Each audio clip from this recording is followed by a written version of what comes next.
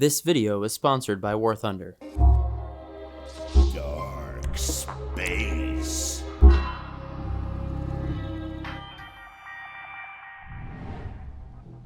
Have you ever heard someone say that GTA 4 driving physics are bad? Maybe it's even you saying it. The typical arguments you'll hear are that the vehicles drive like boats, they're slow and sluggish, and their suspension is too soft. On the other hand, others say that the vehicle physics in GTA 5 are too arcade-like, built to be easy, quick, and responsive. Simple enough for anyone to pick up. But what does any of this mean? Who's right? Is there a definitive answer to which game did the driving physics better? By the end of this video, we should be able to reach a definitive answer, and we can see the results of a new poll I'm linking below that counts your vote. But before you vote, please consider the points made in this video. Realism is a big metric that we can judge these games' vehicles by. Of course, realism isn't the most important thing to the point that it takes away from the fun too much. There's a sweet spot. There has to be enough realism to enforce rules and costs that we abide by and pay for when we fail. A risk-reward system that keeps us engaged but not frustrated. A crash causing you to fly out of the windshield and bounce and fling off of everything in your environment, injuring your character in the process, can be a lot of fun. But it can kill you, or nearly kill you. That's the risk you take on when you decide to drive fast and to dodge traffic, objects, and walls. The payoff from succeeding is more enjoyable when you recognize that your success meant avoiding a major setback, like hitting a car and flying out of the windshield. Swerving between traffic is now much more enjoyable because the stakes are higher, which makes the reward even better. This would be both less realistic and less fun if you no longer fly out of the windshield, bouncing and colliding with objects. But overdoing it can also be less fun. If you always fly out of the windshield when you hit something, you'd start to get frustrated.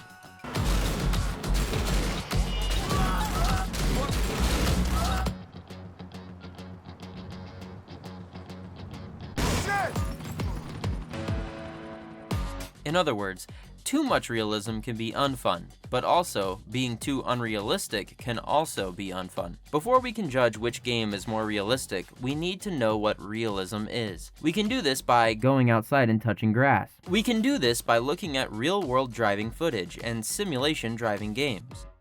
Assetto Corsa Competizione is one of the most realistic driving simulators out there. In fact, it's so realistic that during development, what they thought was a bug in their simulation with the traction control was actually a real-world problem that was actually happening in real life too. The fix they applied in-game is also the real-world solution to the issue. So they discovered and fixed a real-world problem by using the game's simulations. When you play this game, you'll find that things feel a bit stiff. You have to practically stop to make a turn. It may be realistic, but it's rigid enough that it just wouldn't work in a game like GTA, especially with the various terrain types you find across the states of Los Santos, Liberty State, and Leonida. So simulation-level realism just wouldn't work for Grand Theft Auto.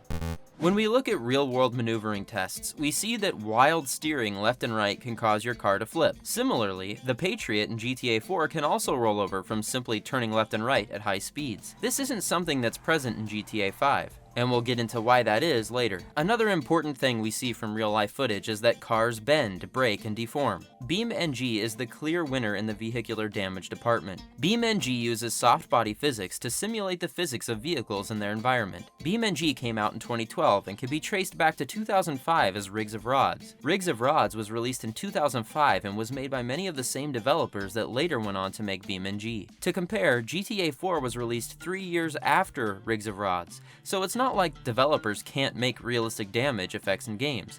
They just choose not to. Most likely because it's easy enough to simulate damage effects on the smaller scale, with only a few vehicles active, but nearly impossible to populate every single car streamed into a game like GTA, each with fully independent indestructible soft body components. BeamNG's engine calculates physics equations in real time and uses beams and nodes to represent the car's components. BeamNG comes exceptionally close to real-world vehicle destruction. BeamNG also has amazing handling in physics. When comparing the results of a head-on collision at full speed, we can see that GTA 4 delivers a higher level of deformation, where GTA 5 simplifies the cosmetic damage and lessens its effect. It becomes more like a dent in GTA 5. Of course, while BeamNG has great vehicle physics and damage, it also shows just how easy it can be to destroy a car. Even just driving over a curb at a higher speed can destroy a car. This also would not work for GTA. We will get into these differences and issues much more in depth later, but for now we're just comparing these games' driving physics to the real world. In GTA 4, you've probably noticed that broken fire hydrants actually lift your car when they spray. GTA 5 removed this feature, but what happens in the real world? In real life, it's actually possible, but doesn't always happen. In fact, it's more likely to not lift a car. But either depiction can be considered realistic. This is where a good game designer would prioritize fun elements. When shooting out the windows in each game, the bullets crack the glass. The difference here is that GTA 5's glass damage is much more realistic. The glass actually breaks in chunks, as it would in real life. In GTA 4, the glass just adds a crack detail, and only certain things can make it completely explode. But is it really about which game's vehicles are more realistic? Or is it about which is more fun? Maybe it's about what fits best in the context of the game world. Moving forward, as we make comparisons, we'll consider not just realism, but the element of fun versus realism. Before we compare GTA 4 to GTA 5 driving, I want to explain the format I'm going to use for the comparisons. In many cases, you'll see that the two games will be displayed side by side, sometimes even in the same location, even with GTA 5 taking place in Liberty City. By modding Liberty City into GTA 5, my intention is to give a more accurate comparison between the two games, and to show exactly one-to-one what each scenario would look like when running their different physics in the same environment. At times too, I will display what GTA 5 driving physics look like with the Drive 5 mod running. I will indicate on screen when the modded version is being showed. The Drive 5 mod is created by PermissionToLand, and the link to his mod can be found in the description. The mod aims to create a realistic and fun experience, making every vehicle unique. He's adjusted every single car's steering, accelerations, and more. Some of the major features can be seen on the screen now. GTA 5 cars are fast and nimble. They react immediately to every input you make. They have quick acceleration. Every car has a downforce value applied to it, causing it to stick to the ground when you turn or hit bumps. This makes them feel somewhat glued to the ground. Every car handles similarly. Vans and trucks still turn and speed up on a dime, the same way a faster sedan would. Huge vehicles feel light because they are so agile and can be stopped quickly and easily. A semi-truck in GTA 5 launches on a dime, turns very quickly, and speeds up fast. During sharp turns, sudden shifts in weight do not translate visually onto the vehicle. When you jump a ramp or fly off a cliff, you can control the car in the air, something that should be impossible. When you crash a car, it will barely have any noticeable effect. This is why vehicles in GTA 5 are considered by many people to be running an arcade-style physics system. They value immediate handling, speed, downforce, and minimal damage over realism. This is great for its intended purpose. The vehicle physics are designed to be easy to pick up, responsive, and fun to engage with. Many people that enjoy GTA 5's driving would not enjoy GTA 4's. War Thunder is the most comprehensive vehicle combat game ever made, with a community of over 70 million players. The best part is, it's free on PC and consoles. The game offers more than 2,500 vehicles to fight with, like tanks, planes, helicopters, and ships. War Thunder is incredibly realistic, featuring detailed vehicles, amazing graphics, authentic sound effects, and realistic vehicular damage. The vehicles have individual components that affect gameplay. By integrating modeled parts into each vehicle, like engines, fuel tanks, weapons, and seated crew, you're able to implement more strategy into your battles, because the game doesn't just use basic hitboxes like most other games. Instead, specific areas are more susceptible to damage than others and can be targeted. You can also customize each vehicle with their in-depth customization system. These details shine in 4K with stunning locations and graphics. War Thunder is available now on PC, Xbox Series X and S, PlayStation 5, and the previous console generation. Play War Thunder now and register using the link in my description to receive a huge free bonus pack, which includes multiple premium vehicles, premium account boosters, and much more. GTA 4's cars are slow and sluggish. They don't react immediately, as you have to wait for the weight of the vehicle to catch up to the changes you're making. The inertia is constantly being fought, Acceleration is mostly dulled down, even for some cars that should honestly be faster or more powerful. Hitting a speed bump in GTA 4 can easily throw you off balance and spin you out. You aren't glued to the ground, you're trying to maneuver on it. Vehicles all handle differently. A Comet will rocket down the road quickly, while a semi-truck will take time to get moving. In this though, the weight of the vehicle can be felt and understood. A truck that weighs 20,000 pounds should take some time to get rolling, but it should also take a lot to get it to stop. Slamming on the brakes in a semi-truck takes time to come to a full stop. There is a much higher focus on weight in GTA 4, especially if you ram into a car at full speed in the semi. Sharp turns in the semi are slow and sluggish, as they should be. Sharp turns in any vehicle are visually represented by the suspension tilting and swaying. But it's not just visual. The car body swaying in a direction will pull the vehicle in that direction. The weight of the vehicle is felt not just in the speed, but also in the suspension. When you jump a ramp, you have no control over your car. You're just a hunk of steel and glass flying through the air, not a Hot Wheel. When you crash a car, it will bend and deform exactly where and how you hit it. This is why vehicles in GTA 4 are considered by many people to be running a more realistic styled physics system. It values sluggish, demanding at times, difficult handling, slower speeds, weight-based downforce, and realistic damage over cheap thrills. It's great for a gritty crime game that's set in a realistic depiction of a modern-day New York City. The game is designed to be realistic, heavy, impactful, and in its own way, it can be a ton of fun to interact with.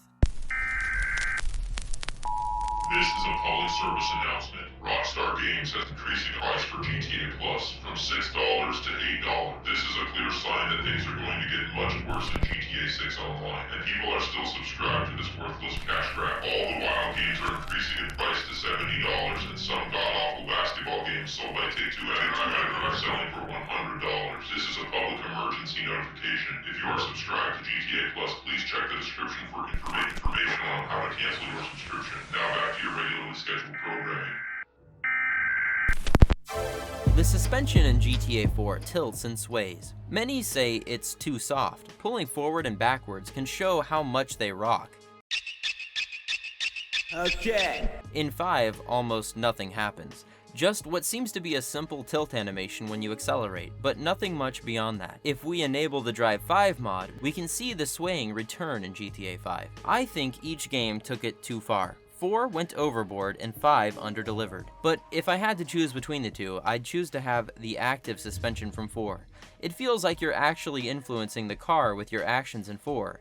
It feels like the car actually has some weight to it. This is one of the biggest things that makes GTA 5 feel like the cars are just plastic Hot Wheels rolling around, each with a different body, but same handling and physical reactions underneath. Many people online debating the driving physics of 4 in various forums all mentioned one thing. People who say the body roll is too intense aren't realizing the speed that they are traveling in the game. You're full throttle and full steering lock. The fact that you don't actually feel the G-forces on you is what throws people off. If you do this in real life, you will have body roll, and you will barely be able to stay in your seat. So it makes sense that the cars are leaning and tilting. You just can't feel the G-forces Nico is.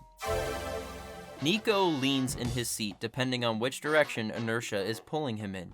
When you make sudden turns, the weight of the car and Nico are in sync, illustrating the speed and G-forces Nico is experiencing. This adds to the illusion that there is real weight and power behind the physics. In GTA 5, nothing happens when you turn quickly, even at high speeds. Your character will sit still, stoically firm. This makes you feel like you're not really traveling at the speeds that you are. Cars in GTA 5 can bounce and slide at high speeds when you pass through an incline or shift in the road, but a minor bump will typically go unnoticed. You can even cross the median repeatedly with curbs and grass and you'll barely lose control. With the 5 mod, it's a different story. The car kind of slips all over the place and has trouble and difficulty climbing and moving and maneuvering over these curbs and bumps. In GTA 4, a slight hump can spin you out if you don't correct. The wheels in these games react to curbs, litter, bodies, and more. In GTA 4, the tires raise or lower as they roll over curbs and cups, any kind of litter. You can see them bounce as you ride up a staircase. But unfortunately, they phase through bodies. I have noticed though that at higher speeds, the cars can bounce and react to a dead body. You'd think GTA 4 would have the car roll over bodies, just based on how everything else works in the game. Plus, even GTA Vice City Stories had that feature. GTA 5 also rolls over litter, but this time it also rolls over and reacts to bodies too. It rolls up curbs, but it also curb snaps a lot, where the wheel magically appears up the curb immediately. The Drive 5 mod removes this. When playing GTA 5, most vehicles feel very similar. They handle and perform as if they're exactly the same. Some vehicles obviously have differences, but even when given extra speed or turning radius, they still behave identically. What I mean is, not only should they have different acceleration amounts and basic turning capacities, but they should also have different levels of stiffness in the suspension. Some cars should be more loose and sloppy, while others should be tighter. The speed at which the car can reach a full turn should also be different depending on the car. Newer cars should make a full turn quicker, as older cars should take more time for the full turn to take effect. I believe the Drive 5 mod fixes this too. Each car should stop differently. I feel like most cars in the game come to a full stop unbelievably fast, like too fast. You're never really out of control at any point in GTA 5, unless you're going extremely fast and you hit something that suspends you in the air briefly, and even then, you can still control the tilt of the car while you're in the air. Aside from being a little slower, bigger vehicles pretty much play the same as cars do. Meanwhile, in GTA 4, no two cars play the same. They each have their own identity. Driving a semi and driving a sedan do not feel similar in any way, but you can't say the same for GTA 5. Motorcycle physics have always been pretty bad in video games. GTA 4 was no different. The bike handling and physics felt like they were still in a testing phase. In 5, they play better, but of course, more arcade-like. The Drive 5 mod actually improves the bike physics in my opinion. The bikes don't feel so over-controlled. The mod feels like it brings mass back to the bike, where there was little to no mass before. GTA 5 was the first game in the series to allow you to roll over your flipped car. This was a major arcade-style adjustment, as no other game in the series did that before. In fact, if you flipped your car over in the older games, the car would catch fire and explode. The addition of this in 5 initially annoyed me because it felt like they had just entirely thrown realism out the window. And it was also kind of a slap in the face to the older games, where they punished you for flipping your car. In 4, they kind of dulled it down because it wouldn't explode anymore, but you still had to climb out and find a different car. But after driving through the mountainous areas and on Mount Chiliad, it seems like it was a necessary evil. Getting stuck and stranded in a desert or a swamp isn't very fun. You'll know what I mean if you've ever died out there in GTA Online and you have no way of getting to a car. I can't get your ride over there right now. If you hang the drive wheels over an edge in GTA 5, the car does get stuck. Unfortunately, if you move the steering analog stick, the car will wobble as if it has invisible feet. This is likely the rollover feature being activated because it knows you have no control. That or the mid-air control feature. In GTA 4, if you do this, the car will actually get stuck, and it won't let you walk it out. As mentioned a few times before, in GTA 5 you can control the tilt of your vehicle while in the air. This isn't something you had in 4. This is one of the reasons 4 vehicles felt like unstoppable 2-ton solid steel weapons on wheels.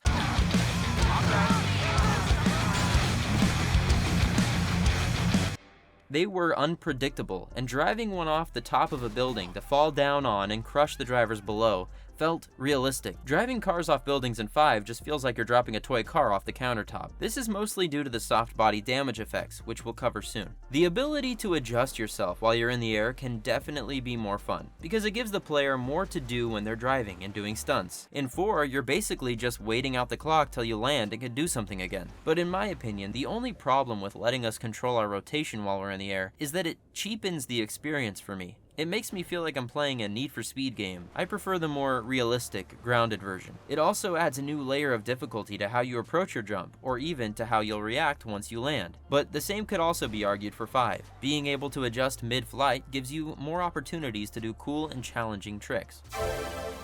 In GTA 5, Downforce is a force that affects a car's grip level and simulates what would happen with air moving over the car. This gives the car more traction and causes it to be visibly pushed down at higher speeds. Each wheel on a car in GTA has its own value for downforce, and this value determines how grippy the car is. Higher values push the wheel into the ground more, increasing its traction. The downforce in GTA 5 increases as you speed up to simulate the increase in air rushing over top your car. The problem with the downforce in GTA 5 is that you can pull off some incredibly unbelievable turns without even trying. It's also the reason you stick to to the ground like glue when you swerve left and right. The handling is designed to be easily accessible. You'd be stretching it if you said GTA 5's driving is difficult to learn. Some F1 cars in GTA 5 can even drive upside down, although real-life Formula 1 car designers say that it theoretically can drive upside down if it travels at a sufficient speed, which they estimate to be around 200 miles per hour. At this speed, an F1 car can develop 3.5 times its own weight, thanks to aerodynamic downforce, which would push it to the ceiling. Downforce in GTA 4 isn't dialed to 11 like it is in GTA 5. In fact, swerving can even tip some vehicles over, just like it would in real life. Back on the 360 and PS3, GTA 5 actually had better soft body deformation. The sides of the car and roof would actually bend in. Once they released the Xbox One, PS4, and PC version of the game, they severely limited the damageability of the cars, most likely because of the new vehicle interiors and first-person mode view. The version we're left with today is awful. The cabin of the vehicle is impervious to bending. It's nearly impossible to tell if you've even crashed your car half the time. It's mostly just little dents and cosmetic scratches now. This is a major step back from GTA 4. GTA 5's damage is both unrealistic and unfun. In GTA 4, you could crash and deform your car till it was nearly a pancake. Is that realistic? It really is, unless you think about the fact that somehow the car is still operational. What matters is it's a lot of fun. If damage were overly realistic like it is in BeamNG, every car you drive would break down after 3 harsh turns. GTA 4 had the perfect sweet spot. It was realistic enough to be unbelievably fun. Bigger vehicles with large mass going fast would pulverize cars in its way. The damage physics were like a game of their own. A game within a game to play with in a fun sandbox. That's what GTA is all about. The cars would bend and deform exactly in the shape that they should have, depending on what you hit, where you hit it, and how fast you hit it.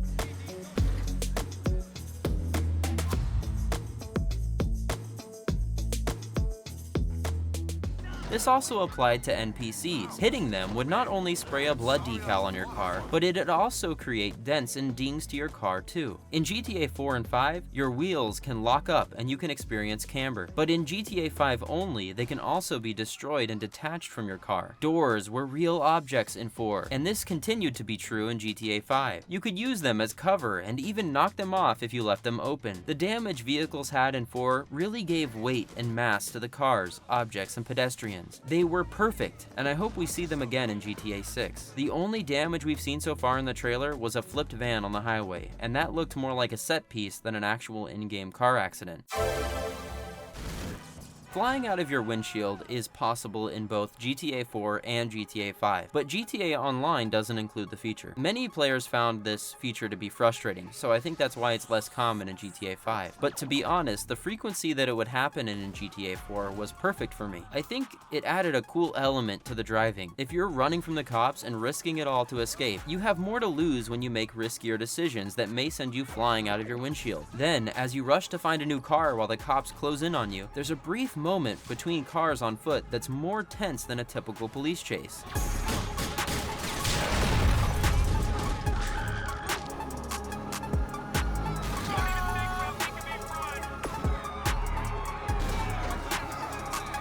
Also, the differences are drastic between how each game feels when you fly out of your windshield. In GTA 4, you realistically fling through the air, smashing into random objects and vehicles. It's like a skipping stone through Manhattan. In GTA 5, when you fly out of your windshield, 2 things can happen. 1, you immediately die, even if you had full health. Or 2, you slide along the ground like it's a slip and slide. Doesn't anyone else think that this is just the cheapest looking effect they could have possibly gone with? It's boring to look at and it's unfun to play. You can't seriously think this is cooler than what GTA 4 had.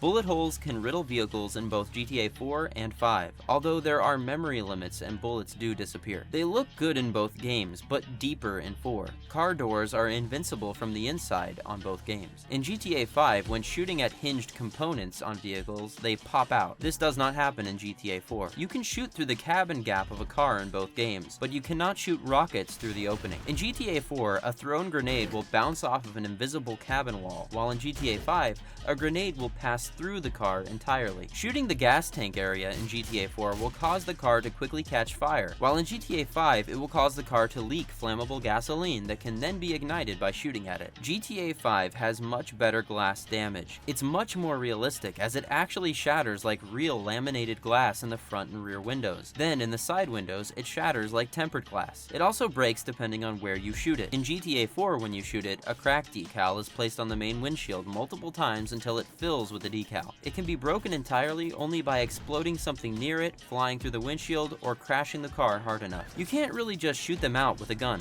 A glitch I always noticed since I was a kid was that in GTA 4, you can't see any cracks or blood splatter that's on your glass if you try to look at it through another piece of glass. It's also a thing in GTA 5 now too. I wonder if it'll be in GTA 6. Burning out will destroy the tires in 4 and 5. In GTA 4 and 5, flat tires lay flat on the ground when the wheels are on the ground. In GTA 5, the tire quickly plops down flat when you shoot it. In GTA 4, air bleeds out through the puncture point, and the tire slowly deflates. You can see as the flattened part of the tire rubber slowly expands. Also, rubberless wheels in GTA 4 go faster than cars with normal tires.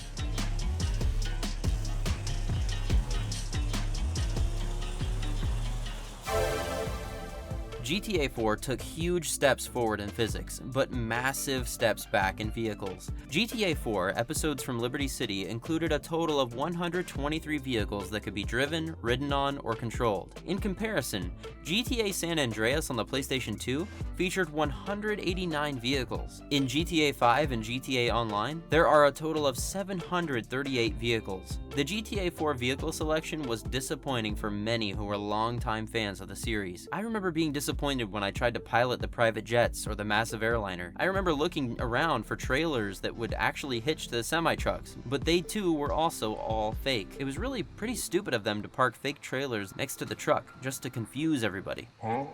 They also removed bicycles, something that was sorely missed after riding them as CJ. They didn't have any planes of any kind, especially not jets. GTA 4 felt like in its time it made such a massive leap ahead of everyone else in the industry, but it was at the cost of some of these great vehicles that we had gotten used to in GTA San Andreas. GTA 5 remedied that, but they must have taken shortcuts in the process to make it work, toning down the damage, driving physics, Euphorian physics, and more. Hopefully, GTA 6 takes the best of both game worlds and makes it into one amazing game.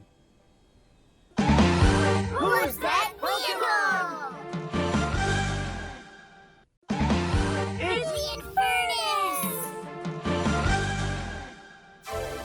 In GTA 4 and 5, cars get dirty. What's better is cars can be cleaned in car washes. In GTA 4, some cars have windshield wiper spots on the windshield that the car wash cleans. Blood and dirt can get all over your cars in each game, but there are actually more ways to clean your car than just using a car wash. In GTA 4, rain cleans your car off. This does not happen in GTA 5. In both games, you can use the water on a fire truck to clean off your blood-stained car. When driving off as an NPC tries to pull you out of your car, the NPC will hang onto the door handle for a brief period of time. While the feature is in both games, it's definitely better in GTA 4, as the Euphorian physics are fully active in that game. I think it'd be cool if GTA 6 Online lets us hang on when we try to steal another player's car in the same way. I think it'd be an awesome feature to add since the game's all about stealing cars. They should make the stealing cars part of the game more interesting. Let me hold on as long as I hold the button. Maybe I have to keep tapping it to keep hanging on. I don't know, but it'd be fun. When standing on vehicles in GTA 4, you fall over the moment the car begins to move. In GTA 5, the same thing happens on most vehicles, but certain vehicles let you stand on them while they move. In GTA 6, they should let us hold on, maybe even climb around on the moving vehicles, maybe jump from one to the other, kinda like how you can jump from your horse to another horse or wagon in Red Dead 2. In GTA 4, in the mission Truck Hustle, you hang, climb, and maneuver around a box truck. We should get to do this in free mode. Think of the stunts you could do in GTA 6 Online with your friends. The GTA 6 trailer does show a lot of characters climbing on and interacting with moving vehicles, so maybe there's a chance, even if it's a small one. Of course, GTA 5 and 4 have their own driving physics glitches. GTA 5 with its brake boosting, curb boosting, wiggle boosting, flying motorcycles, and more. And GTA 4 with its swing set glitch or its box truck spinning glitch. I'm sure there's a ton more glitches I'm not mentioning with the vehicles in these games. Another GTA 4 glitch lets you get into any building in GTA 4's online mode, but it requires 2 people to do it. You have to climb the passenger door for an SUV or a vehicle with a taller door size, while the driver pulls up toward the building. So as you climb over the door, you jump over it and through the wall and into the building. A 1v1 car shootout feels much more impactful in GTA 4. You have to fight the weight of the car, the danger of crashing and getting ejected. You have to avoid obstacles that could slow you down enough and get you stuck while you're trying to not get shot at. The stakes feel higher in a car shootout in GTA 4 than they do in a car shootout in GTA 5 to me. In GTA 5, there are way too many unfair advantages or disadvantages. Maybe you're being chased by a flying motorcycle called the Mark II. Maybe the person you're in a shootout with has the bulletproof Karuma, so only his shots connect, and yours do nothing. The vehicles are too fast and whip around on a dime, so there's no fear of being in the enemy's sights for very long. You may disagree entirely, and I'm sure there are instances where I'd think the car fight is more fun in GTA 5, but for the most part, the fights in 5 seem goofy and uninteresting. That's why I like GTA 4's driving physics more. They feel more rewarding. The idea that there is going to be a challenge and that along the way there are many obstacles and setbacks, that is what makes the drive fun and enjoyable to me. A drive on the freeway in GTA 5 feels boring and monotonous. I can't count all the times I did time padding GTA Online missions that just had me running up and down this highway just to get to the next waypoint. And each time I traveled it, I found absolutely nothing interesting about the drive. But in GTA 4, when you're flying down the freeway, you're operating 2 tons of steel, and it has momentum that you can feel. And if you make a mistake, which can be easy to do because you're not glued to the ground, you can end up flying out of the windshield or flattening your car and someone else's at the same time. GTA 4's driving physics keep you on edge. They keep you involved. They keep you thinking. With tight corners and packed traffic, you have to drive with a lot more caution than you do in a wide open map like Los Santos. In the same map, with the same car, it still plays better with force physics. There is no challenge or risk at all with 5's system. I'm easily able to dodge and avoid traffic and obstacles with little to no thought. Also, I'm able to come to a full stop from full speed so quickly compared to GTA 4. GTA 5's arcade-style physics work well for an open map like Los Santos, but they're a little cheesy in Liberty City. Even comparing what it's like to follow the traffic laws shows how 5's handling is overdone. Slight movements on the thumbstick translate to fast and big sudden turns. Stopping is immediate and doesn't seem realistic at all. The only thing I like here is messing around with the Vigoro by driving through alleys and drifting, or playing with the truck and trailer and seeing if I can drive it through all the streets. That's something I always wanted to try as a kid, but I couldn't because they didn't have the trailer in the game. It's almost like if you were to take the arcadey nature of 5's handling and dial it to 100, you'd get something like Watch Dogs Legion driving physics. And if you were to take the realistic soft suspension damage focus handling from 4 and bring it to its extreme, you'd get BeamNG. So which game's driving is best? Which game has better driving physics? GTA 4 or GTA 5? I think the answer is one that everyone can agree with. They're both the best. Nobody's wrong. Everybody's right. You like what you like. You love what you love. Who am I to tell you which is better? I personally like 4's physics better, but that doesn't mean it's better. Maybe you don't like the weight, the sway of the vehicles, and flying out of your windshield every minute, like I do. But the big thing to consider here is that the community is divided over this. So the real question is, what should GTA 6 do? I think they need to find a midpoint between 4 and 5. They need to bring to light the best aspects of each system and leave the worst parts behind. Maybe remove a few things like the constant turbulence when flying airplanes, the flying Mark II, the flying Mark I, the flying hovercraft Deluxo, the jetpack, the extreme downforce and overly active handling, and plenty more. Maybe they'll actually perfect the driving this time around with everything they've learned and all the vehicles they've created over the last 25 years. Maybe this time we can have series firsts like drivable yachts, RC-style drones, skateboards, surfing, horses, rollerblades, scooters, wingsuits, trains, and more. We've seen plenty of yachts in the trailer. We know Rockstar has plenty of experience with horses, and surfing would be an awesome feature for a coast like Vice City. Maybe they'll add the ability to fill up the cars with gas, because the trailer shows someone using a gas pump, which we've never seen before in a GTA game. Or maybe we'll be able to use our blinkers this time around, or the AI could use them for once. The leaks showed lots of moving parts in the interior of one of the vehicles, but that could have been a special interior meant for like a cutscene where the character interacts with moving parts inside the car. If they don't add gas, hopefully they'll add a parody Tesla brand with an Elon Musk type of personality.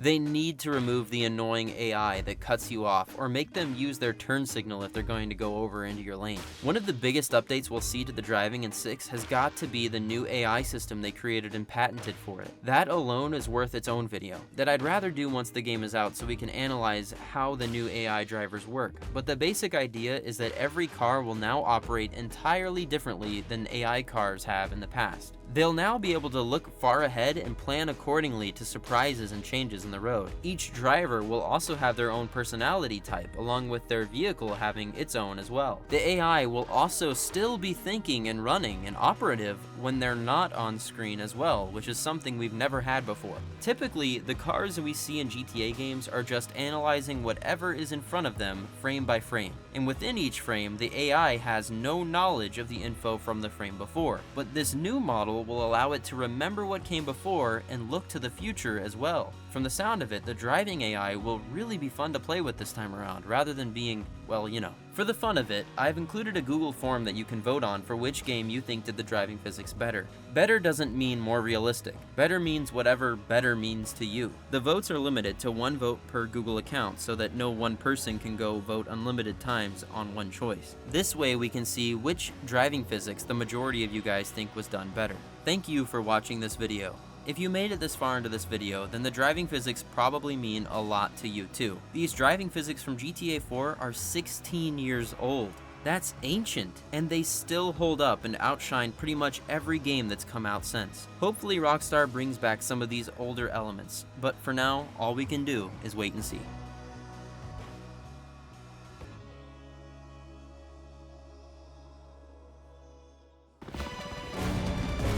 Don't forget, you can play War Thunder for free on your platform of choice and register using the link in my description to get those free bonuses. You don't want to miss out on the action. Always, always be unfrickin' believable. Because you are.